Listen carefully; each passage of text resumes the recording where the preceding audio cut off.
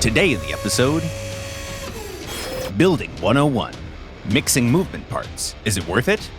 Voice of the Wastelands, where we answer your questions and choose the craft of the episode. And we start with Workshop, a machine gun for those who like to live on the edge.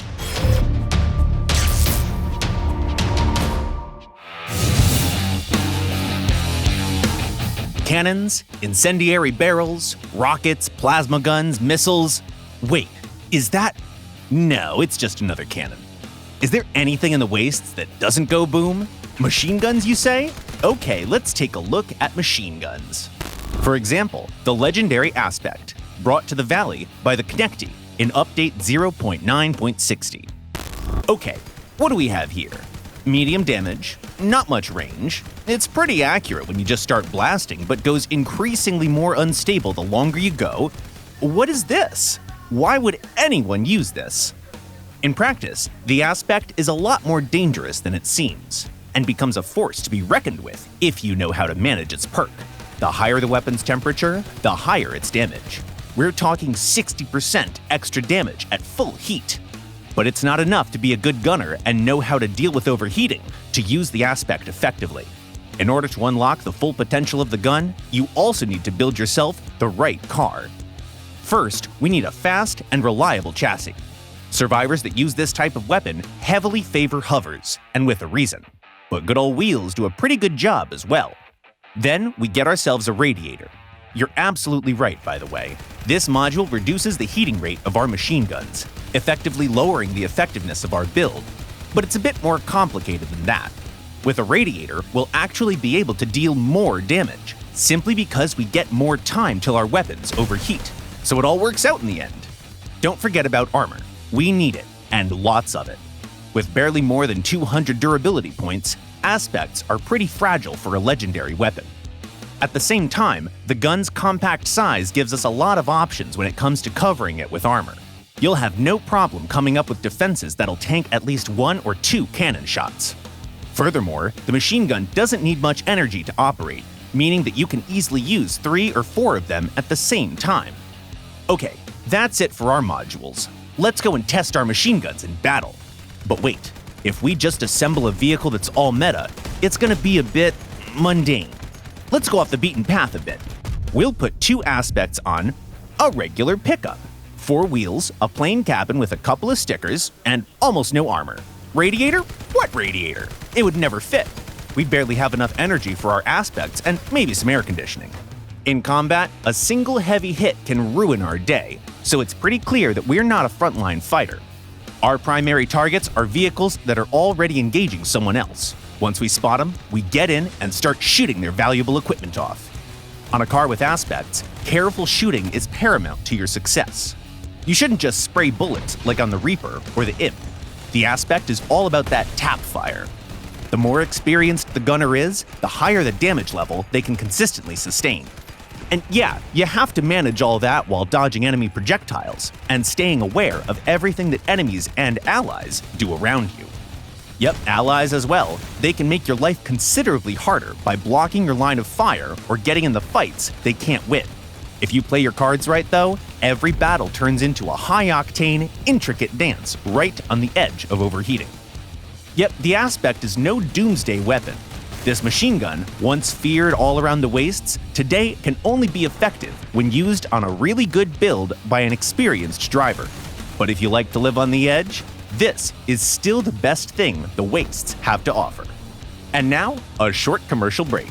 Feeling stressed? Raid's not going your way? Tired of pulling the trigger? Treat yourself to a holiday on Clean Island, an ideal destination for people who like to look at water and never actually touch it.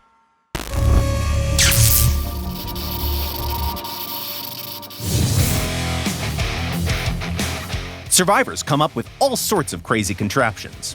Adapting to the harsh and ever-changing realities of life in the wastes, they keep on building new vehicles. And the more they do it, the less their rides resemble conventional cars.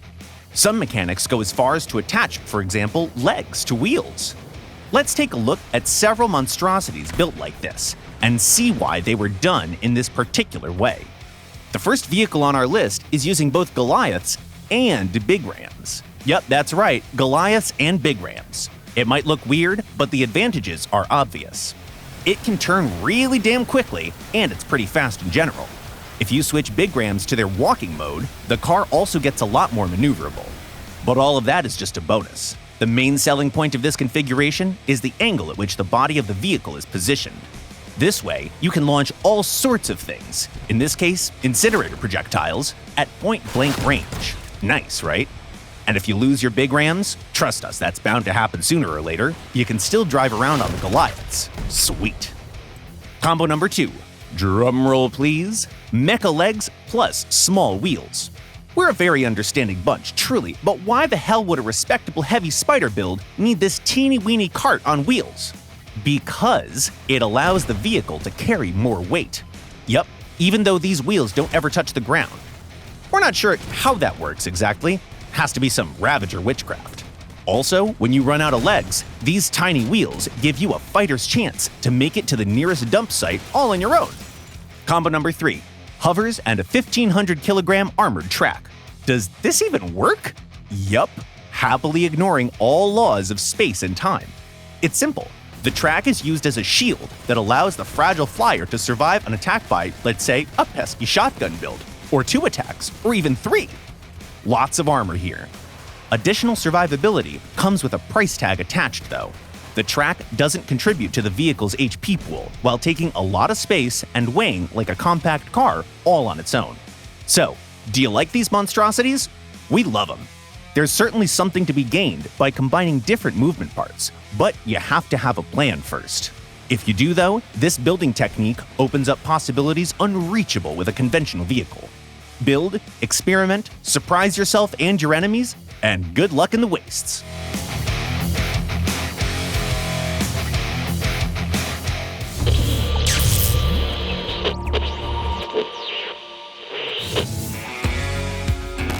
The first message was sent by Yoviro Soon. How about implementing points for tanking damage for the team or for plain support actions? Would encourage more teamwork. Hey Yoviro, you already get points for soaking up damage with shields.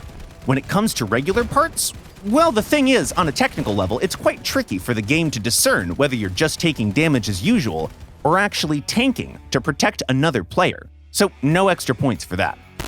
Tom Thrupp writes, Hey Survivor, I was wondering, are legendary spears coming to the game? I'd love a bigger boom, if you get my drift. Hey Tom, we also like big booms, no lie. But we have no plans for legendary spears, at least for now. Then there's this message by NyanCat17. Hello there, I've been playing Crossout on and off for a good few years now, and I love it to bits. I was just wondering if the chat system might get reworked, as messages are all sent in the same chat. Thanks for your kind words, NyanCat17. To put it simply, we're considering it. Can't promise you anything yet, though. A survivor that goes by the name of Solfker says, Hello there. As a gas gen user, I'm very vulnerable to incinerators, and I'm too poor to get an Apollo. Are the Steppans working on a 3 energy generator or something like that? Good news for you, bud. A new 3 energy generator is coming to the valley sometime later down the road. Safe travels. Chezukadnezer says, I want robot arms. Who doesn't, though? We're all playing that game, aren't we? And now, probably the most important and certainly the most heartwarming part of the garage, where we show you one user-made vehicle that really impressed us during the last 2 weeks. Or not. New year, new rules. The exhibition isn't just for cars anymore. There are also tons of cool ranges out there, so we'll be showing them as well, at least from time to time. For example, here's a prime specimen. A project humbly named Ultimate Maze and built by K903. It's a maze, all right. Makes perfect sense. Why would you wander the dusty expanse of the Wasteland if you could get completely lost in the comfort of your own backyard? It's made of more than 950 blocks, by the way. Oof. Mr. K903, we hope you visit your own maze from time to time and help stray survivors get out of there. Or just give them food or something. That's it for today. Tell us what you think in the comments below, ask us questions, and if we find the way out of this damn labyrinth, we'll return with some cool content in a couple of weeks. If you like what we're doing, consider subscribing, leave a like, and good luck.